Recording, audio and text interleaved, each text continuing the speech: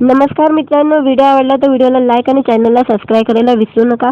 आज या व्हिडिओमध्ये प्रथमेश परब आणि त्याची बायको क्षितिजा हे लग्नानंतर फिरायला गेले आहे आणि ते फोटो सध्या प्रथमेशने शेअर केले आहे आणि ते सध्या व्हायरल होत आहे। त्याबद्दल आजच्या व्हिडिओमध्ये जाणून घेऊ।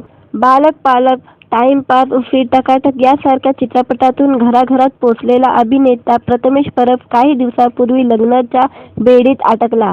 24 फेब्रुवारीला प्रथमेशने क्षितिजा घोसाळकरशी लग्नगाठ बांधली।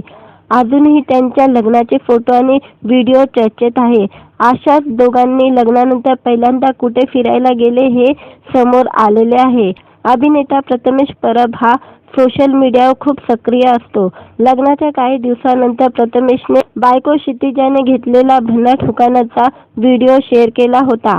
तो सोशल मीडियावर तुफान व्हायरल झाला। त्यानंतर आता अभिनेत्याने इंस्टाग्रामवर एक स्टोरी शेअर केली आहे।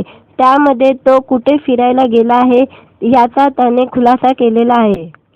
लग्नानंतर पहिल्यांदा प्रथमेश व क्षितिजा लोणावळ्याला फिरायला गेले आहे। प्रथमेशने फोटो शेअर करत लिहिले, दोघांच्याही व्यस्त शेड्यूलमुळे 2-3 महिन्यानंतर कुठेतरी फिरायला जाऊया असं ठरलं, पण त्याआधी अजून थोडासा वेळ काढून एका ठिकाणी भेट द्यावी अशी वाटली।